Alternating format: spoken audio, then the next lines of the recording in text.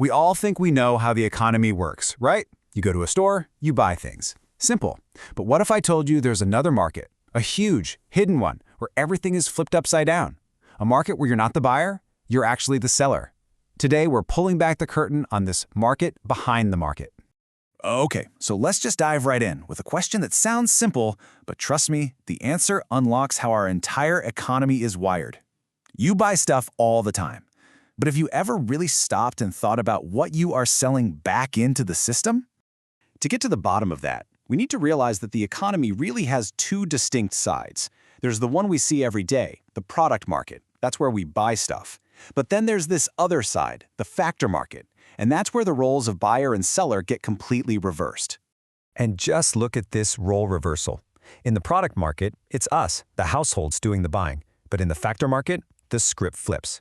We become the sellers. And the companies that sold us that coffee or that phone, now they're the buyers. And what are they buying from us? Well, they're buying the fundamental building blocks for creating everything in the first place. This market behind the market has an official name. It's called the factor market. You can kind of think of it like the economy's giant wholesale warehouse. It's where all the core ingredients get traded before they ever become a finished product that you see on a shelf. So, what are these factors exactly? What are we selling, and what are companies buying? Well, economists have boiled it all down to 4 essential ingredients that are the foundation for literally all economic activity. All right, here are the big 4. First up is land. And that doesn't just mean a plot of ground. It means all natural resources, oil, water, minerals, you name it. Next is labor. Hey, that's us. It's the human effort, the skills, the hours we put in. Then there's capital, which are all the man-made tools we use, things like computers, factory machines, and office buildings.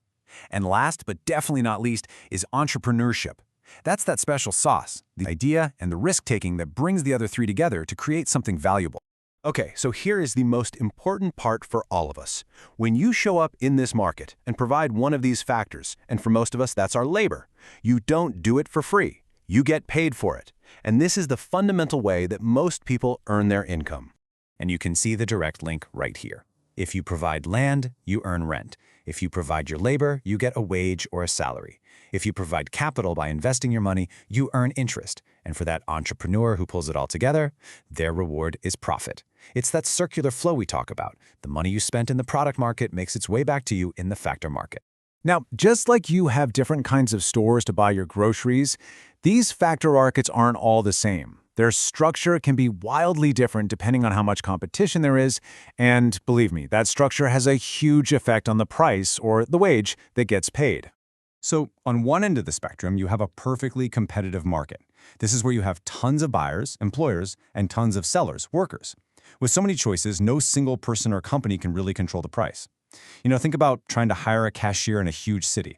The wage is pretty much set by simple supply and demand. But what if there's only one buyer? Well, that's a whole different story. It's called a monopsony. The classic example is a small town where one giant factory employs almost everybody.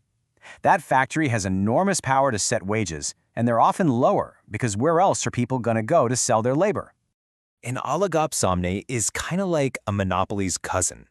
Instead of one big buyer, you have just a few powerful ones. Think about the food industry. You might have thousands of farmers growing produce, but they're often selling to just a handful of giant supermarket chains. You can bet those few buyers have a lot of leverage over the prices they pay. All of this brings up a really fascinating question. Why do companies even want to buy these factors to begin with? I mean, a business doesn't hire someone or buy a new machine just for fun. There's a much deeper force driving all of this. And the answer is one of the most important concepts in economics, derived demand.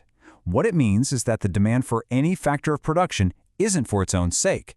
It's entirely dependent on, it's derived from, the demand for the final product it helps make. It's a chain reaction that always starts with us, the consumer. Let me show you how this works.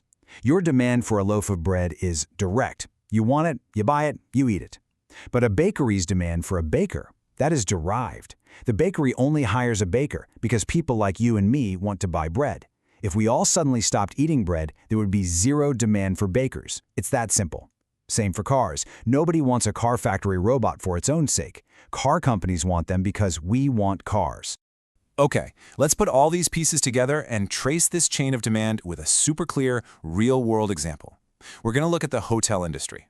So, it all starts with direct demand. Tourists decide they want to go on vacation and need a place to stay. A hotel company sees that demand and says, "Great, we can make money here." And boom, just like that, a massive wave of derived demand is unleashed. Suddenly, that company needs to buy or rent land, they need to hire construction workers, they need front desk staff, cleaners, managers, they need to buy beds and computers and little bottles of shampoo. Every single one of those jobs and purchases is a direct result of that original tourist simply wanting a vacation. So, why is this so important? What's the big takeaway? Because understanding the factor market and derived demand is understanding the real engine of our economy. It shows you where your income fundamentally comes from. Your job doesn't exist in a vacuum.